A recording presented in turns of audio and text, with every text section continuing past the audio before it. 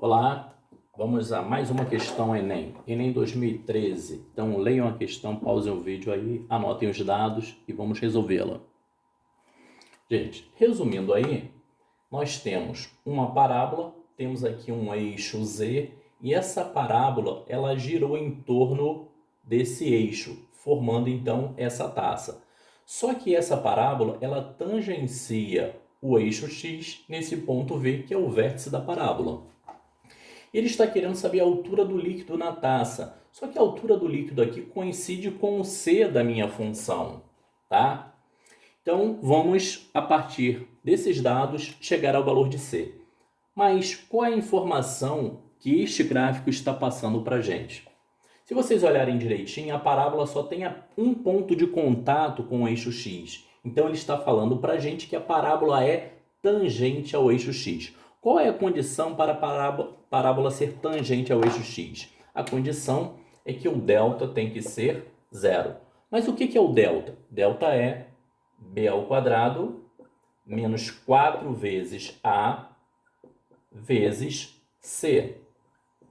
Observe que nós montamos aqui uma equação envolvendo c. Então, vamos descobrir esse valor de c. Então, eu tenho aqui 36 menos esse 4 sobre 2 dá 2 vezes 3, 6. Então, nós temos que 6c é igual a 36. C vale 6. Então, qual é a altura do líquido aqui? 6 centímetros. Valeu! Agora vamos fazer uma questão um pouco diferente, né? Então, nós temos aqui uma função f de r em r, ou seja, domínio real e contra-domínio real. O x é transformado em y por essa lei.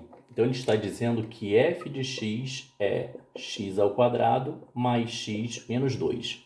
E a função g também é de r em r e o x é transformado em y por essa lei. Então, a função g ela é x menos 1. O gráfico que melhor representa a função h de a em r, definida por a função h, ela é f sobre g. Então, gente, observem que essa função h ela é definida por um quociente. Então, olha o que aconteceu aqui. Ele não me deu o domínio dessa função, ele falou que é a. Então, o que nós vamos fazer? Nós vamos ter que explicitar qual é o domínio dessa função. Lembrando, toda função ela tem domínio, contradomínio e uma lei de formação.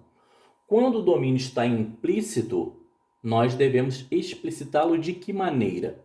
Entendemos que é o mais amplo subconjunto de R que satisfaz a essa lei de formação. Então, a única restrição que nós temos nessa função é que o denominador não pode ser anulado. Ou seja, x menos 1 tem que ser diferente de zero. Ou seja, x é diferente de 1. Então, o domínio dessa função, que é o a, é formado por todos os números reais, com exceção do 1. Então, gente, observe um pequeno detalhe. Mesmo que eu não consiga resolver a questão, só olhando para esse domínio da função h, eu posso marcar a opção correta. Se vocês olharem A, B, C e E, são gráficos contínuos.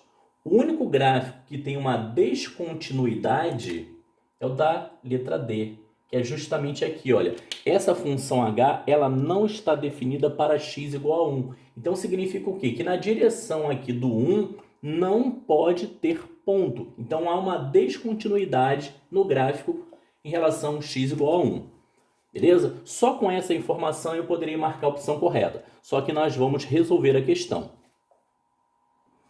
Então, gente, como eu falei, nós vamos resolver a questão.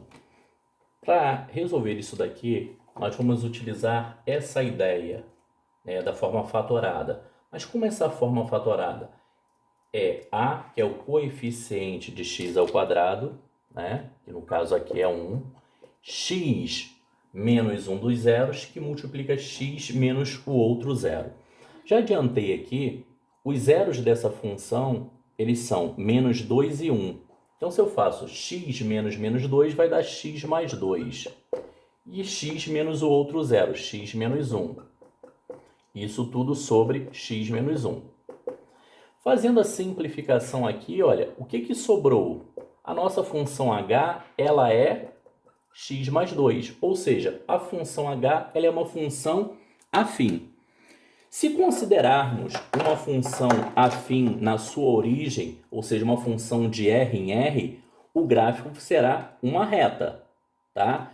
Como o A aqui, o coeficiente de x, ele é positivo, aí nós temos uma inclinação crescente. O B aqui, ele é positivo, então vai cortar acima do eixo x. Mas essa função afim, ela teve origem numa função h. Essa função h, na verdade, ela é f sobre g. Então, ela tem uma restrição. O domínio dessa função não é real com exceção do 1.